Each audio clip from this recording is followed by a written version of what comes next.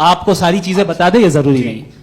मेरा सवाल ये नहीं था, मेरा सवाल ये था कि जब गॉड इतना परे है इस दुनिया से कि उसने अर्थ पे फ्री विल भी दी है, हम सब ह्यूमंस की फ्री विल है, और जो सोसाइटी में हो रहा है वो अपन लोग डिसाइड करेंगे, तो अपन लोग डिसाइड नहीं करेंगे ना, अपन लोग डिसाइड नहीं करेंगे।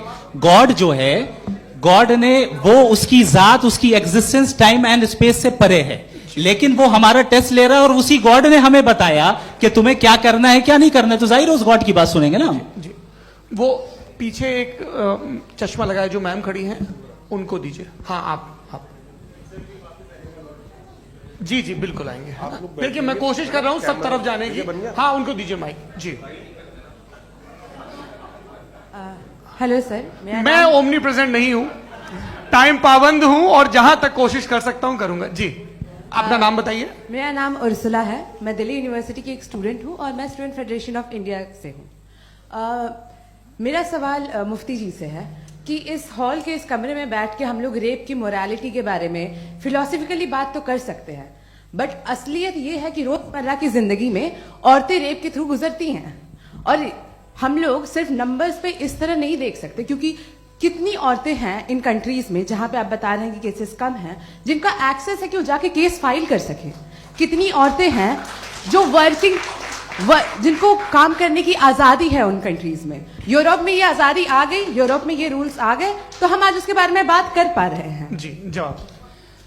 आपने ये कहा कि कमरे में बंद होकर हम लोग इस पर फिलोसफिकली बात कर सकते हैं, लेकिन हकीकत में क्या हो रहा है, वो ग्राउंड लेवल पे क्या हो रहा है, जो बहुत गलत हो रहा है, और वो सफर कर रही हैं। आई अग्री, बहुत गलत हो रहा है, और जो गलत हो रहा है उसको हमें रोकना है। और क्यों रोकना है, वो गलत क्यों है, हमारे पास इसका ऑब्जेक्टिव फाउंडेशन है, इनके पास उसका ऑब्जेक्टिव फाउंडेशन नहीं है। मैं ये कहना चाह रहा हूं कि जहां पे भी जुल्म हो रहा है, जहां पे भी औरत पे जुल्म हो रहा है, या उसकी इज्जत लूटी जा रही है, या उसे तकलीफ पहुंचाई जा रही है, और सिर्फ औरत नहीं, किसी इंसान के ऊपर भी जुल्म हो रहा है, तो उसके खिलाफ खड़ा होना, ये मोरालिटी हमारे पास गॉड के पास से आई है। वरना जावेद साहब तो कह रहे हैं कि जो है मेजॉरिटी डिसाइड करेगी, तो मेजॉरिटी तो कभी भी बदल सकती है। क्या आप हाँ। ये थोड़ी सी आपको गलतफहमी है। मैं अगर मेरे जुमले से ये मदना निकला या मैंने कहा, तो ये जुमला मैं वापस लेता हूँ, ये मेरा मतलब ही नहीं था कि मेजॉरिटी डिसाइड करेंगे। मेजॉरिटी डिसाइड करे तो दुनिया में बड़ी, वैसे आपने कहा था ये जुमला, अच्छा हो, मैं मान रहा हूँ, बाद में रिकैप कर लेंगे। अरे एक सेकंड मैं अपनी एक्सप्लेनेशन दे रहा हूँ। मुनासिब बात यह है कि हम सब के सब दिल में जानते हैं कि क्या अच्छा है क्या बुरा है, हमें पता है अच्छी तरह से। जो लोग बुरे काम करते हैं उन्हें भी मालूम अच्छा क्या। यही तो सवाल था हजरत कि फिर ये मोरालिटी आई कहां से? Cross examination. हाँ जी हाँ। मोरालिटी साथ रहने की डिजायर से आई, यानी साथ रहकर जो कुछ कह दे, जो कुछ कर दे, वो हो जाएगा। नहीं नहीं, तो आप कायदे से रह ही कर सकते हैं जब तक लोगों में मोरालिटी हो, वरना क्यास हो जाएगा। ये आपको कैसे पता? जी हमने देखा ना, जहां मोरालिटी का क्यास हो गया, हम देखते हैं। कहां पे देख भाई? तो दुनिया में आप जो कह रहे हैं, आप कहीं पे अगर गलत हो रहा है, इस बहस तो के उसको बाद आप देखिए, आप एपिस्टेमोलॉजी की बात कर रहे हैं, मैं ऑन्टोलॉजी की बात कर रहा हूं। मैं इस बहस के बाद आप दोनों लोगों को चाय पे होस्ट करूंगा, वहां पे क्रॉस एग्जामिनेशन कर लीजिएगा। अभी ऑडियंस का हक मार रहे हैं आप लोग भाई, सर जस्ट लोग हैं आप लोग। और ये भाई ये हाँ उधर आएंगे, जी सर आएंगे। अच्छा सर मेरा नाम लईकुर रहमान है और मैं अलीगढ़ मुस्लिम यूनिवर्सिटी का स्टूडेंट हूँ, और जहाँ तक मुझे पता है कि sir you are also product of Aligarh Muslim University. मैं भी उसी चमन का बुलबुल। हाँ सर, तो बहुत खुशी हुई मुझे जान करके कि मैं आपसे मिलूंगा। सवाल सर, मेरा सवाल यह है, सर सैयद अली रहमा का नजरिया यह था कि खुदा के वजूद को अकल के दायरे में रह करके तलाश करना, न कि पूरी तौर से उसका इनकार कर देना। Sir how will you define it? नहीं तो ये तो आप इन्हें बताइए।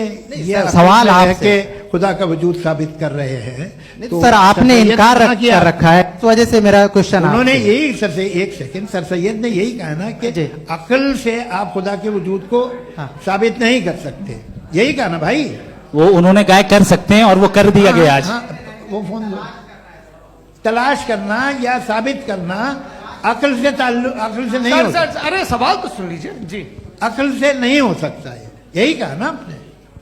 अकल से हो सकता है, अरे वो यही कह रहे हैं भाई, आप बता रहे हो सकता है, वो तो कुछ और। आप अगर सर देखो नौजवान फोन ले लो, इतनी कमाल की यूनिवर्सिटी है। अरे भाई दे दो मेरी ना बात जरा, तो- एक मिनट अरे दे दो मेरे भाई माइक। मेरी बात सुनो, नहीं, माइक मैं पे समझ- बोलो ताकि जो लाखों लोग देख रहे हैं। माइक दे दो ना। अरे देंगे ना माइक, तुम ठहरो तो। हाँ सर मेरा सवाल ये था कि सर सैयद अलैहि रहमा का एक नजरिया था अपना कि खुदा का जो वजूद है उसको अकल के दायरे में रह करके तलाश करना है, न कि पूरे तौर से इनकार कर देना है। ये उनका कॉन्सेप्ट था। लेकिन मेरा सवाल ये है कि आप इसको कैसे डिफाइन करते हैं, एक्सप्लेन कैसे करेंगे, मैं आपसे मैंने जानना अकल चाहता के दायरे हूँ, में- क्योंकि you are the product of Aligarh Muslim University. मुझे अकल के दायरे में रख के मैंने बहुत तलाश की, मुझे मिला नहीं। हाँ ये इधर उधर वो चश्मा लगाए जो, हाँ उनको दे दीजिए। जी जी फटाफट पूछिए, बस 5 मिनट है, 5 मिनट में खत्म हो रहा है। हाँ अस्सलाम वालेकुम मुफ्ती साहब। एंड मेरा सवाल जावेद अख्तर साहब से। क्या नाम है आपका? अरे भैया सब मुझे तो पूछ रहे हो यार। हाँ। फैज फैज पूछिए फैज साहब। तो मेरा सवाल ये है कि अभी जो एथियस्ट है वो problem of evil argument use कर रहे हैं अगेंस्ट मुस्लिम्स, राइट? कि इस दुनिया में इतना सारा इविल है और अगेंस्ट मुस्लिम तो यहाँ अगेंस्ट थियस्ट। हाँ थोड़ा सा करेक्ट कर लीजिए भाई, पूरी मशक्कत ही इसी बात की थी कि किसी एक मजहब पे बात न टिके।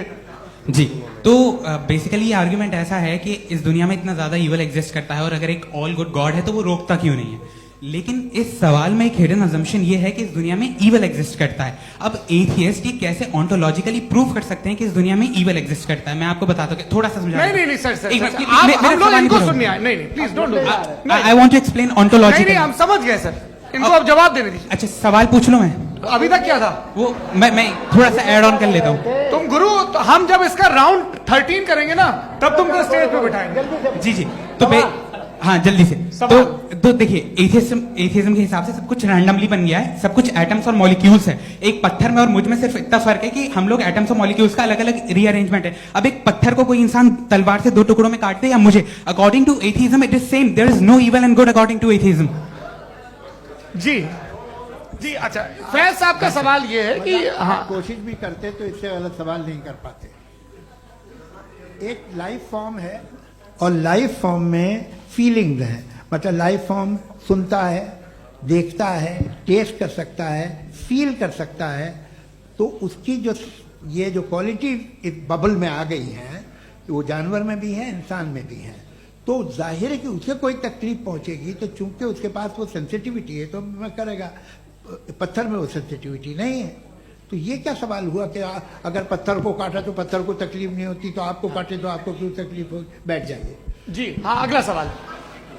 हाँ पूछे जी जावेद अख्तर साहब। अरे भैया सब आप लोग मुफ्ती साहब को छोड़ रहे हैं तो मेरे ही पीछे पड़े हैं क्या? फिर चलो बोलो भाई। You asked how God can exist when children die in Gaza. हाँ You asked how God can exist when children die in Gaza, and you also mentioned the rise of atheism in Europe. But the same events also are leading many atheists and non-believers to turn towards faith. How do you interpret this contradiction, where suffering pushes some away from God, yet brings others closer to belief? देखिए आपको एक बात बताऊं, दुनिया perfect तो कहीं भी नहीं है, हर जगह कुछ खामियां हैं। बेटा एक मिनट, मैं आप ही को कहेंगे देखो वो तो कुछ खामियां, कमजोरियां, खराबियां सब जगह है।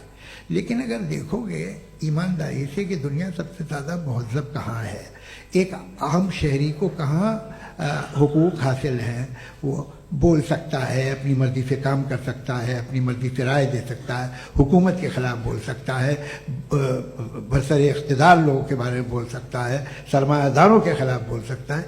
तो आपको ये स्कैंडिनेवियन कंट्रीज़ में मिलेगा, वेस्टर्न यूरोप में मिलेगा। मैं नहीं कह रहा वो परफेक्ट है, बिल्कुल नहीं, वहाँ बहुत खराबियाँ भी हैं, परफेक्ट तो कोई। लेकिन जिन जिन मुल्कों में, लैटिन अमेरिका देखो, गल्फ देखो, वहाँ पर आपको ये ज़रूर है कि रेप नहीं होते होंगे। रेप की ज़रूरत क्या है भाई? उसको तो ख़रीद लो, घर में रखो, सड़क पर रेप करने की क्या ज़रूरत है? मगर सुनिए, मगर हकीकत ये है कि वहाँ शख्सी आज़ादी राय देने की, बोलने की नहीं है। जी ये एक आखिरी सवाल मुफ्ती साहब से। हाँ मैम इनको माइक दीजिए। शुक्रिया। मेरा नाम मनीषा है, मैं हरियाणा से आई हूँ। मैं मुफ्ती साहब से एक बात पूछना चाहती हूँ। आप बार बार जावेद साहब को कॉन्ट्राडिक्ट तो कर रहे हैं कि आपने ये कहा, लेकिन आप भी अजम्पशंस के बेसिस पे बात कर रहे हैं। आपने खुदा के होने का कौन सा प्रूफ पेश किया है खुदा की एग्जिस्टेंस का?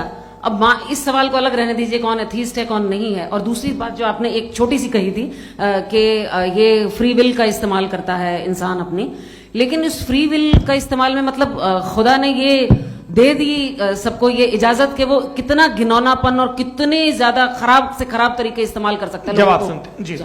आप फ्री विल को मानती है ना, या अब कहती है कि फ्री विल नहीं है ना, मानती है ना? तो अब आपके पास इसका कोई एक्सप्लेनेशन नहीं है कि अगर एक इंसान उस फ्री विल का इस्तेमाल करके गलत काम कर रहा है और बच के अच्छी जिंदगी गुजार के निकल जा रहा है, उसका कोई रिकम्पेंस नहीं है।